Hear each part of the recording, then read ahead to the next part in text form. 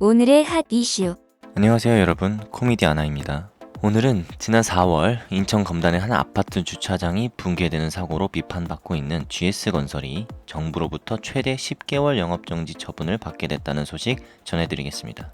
원안의 설계보다 철근이 많이 누락되어 GS건설의 아파트 브랜드 자이는 일명 철근 누락 아파트 혹은 순살 자이로도 조롱당해 왔었죠. 이에 국토부는 4개월 만에 GS건설의 10개월의 영업정지 처분을 추진하겠다고 밝혔습니다.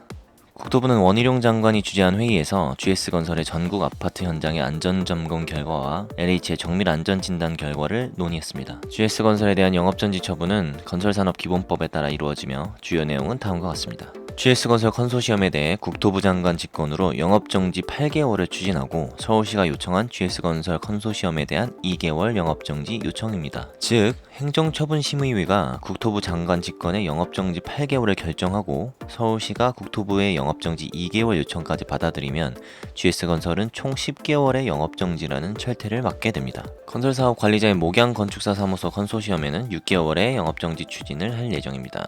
설계업체인 유선엔지니어링 건축사 사무소 컨소시엄에도 2년간의 업무 정지를 요청하고 관련 기술자에 대해서도 자격정지 처분을 내릴 예정입니다. 이와 같은 행정처분은 행정처분심의위원회를 거쳐 최종 결정되며 이 과정에는 시간이 소요될 것으로 예상되고 있습니다. GS건설이 영업정지 처분을 모두 받게 되면 10개월 동안 영업을 중단해야 합니다. 이 영업 활동에는 추가적인 사업을 따내는, 즉 수주 활동 등이 제한되는 것으로 기존에 짓고 있는 아파트나 건축물들의 건설 활동은 지속되는 것입니다. GS건설이 마땅한 처분을 받아야 되는 건 당연하지만 그래도 다행인 것은 GS건설이 영업정지 처분을 받았다고 해서 입주 예정에 있는 일반 소비자들이 본인이 매입한 아파트에 10개월 더 늦게 들어가는 그러한 상황은 발생하지 않는다는 얘기죠. 그러나 당연히 이 기간 동안에도 GS건설이 설계대로 철저하게 안전과 품질에 힘쓰며 그 아파트들을 지어줘야 하는 건 마찬가지입니다.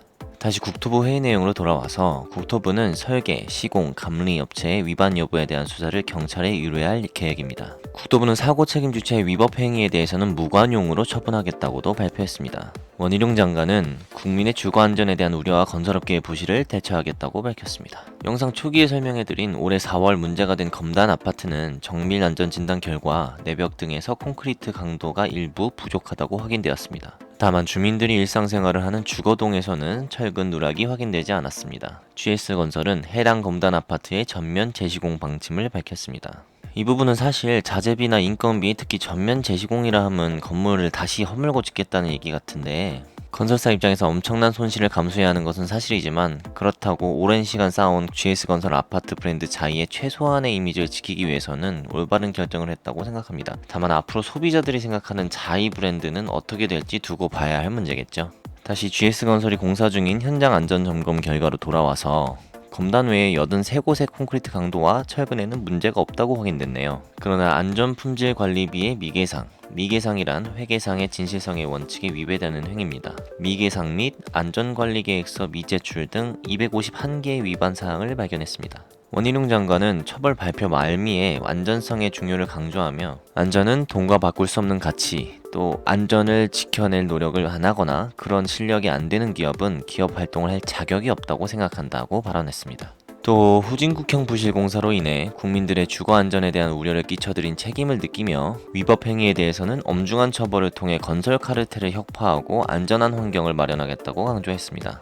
이에 대해 GS건설은 사회적 기대와 책임에 부응하지 못한 점을 인정하며 다시 한번 사과한다는 입장을 밝혔습니다. 또 사고 원인과 행정제재 적정성 등을 면밀하게 검토한 후에 청문 절차에서 설명할 것이라고도 언급했습니다. 아무쪼록 GS건설의 부실공사에 대한 적법하고 국민들이 이해할 만한 처분이 잘 이루어져서 이번 김에 건설업자들의 안전의식 고취에 좀 더 도움이 되었으면 하는 바람입니다. 오늘도 코미디 하나 시청해주셔서 감사합니다. 다음 시간에 봬요. 좋아요와 구독 부탁드리고 다음 영상에서 만나요.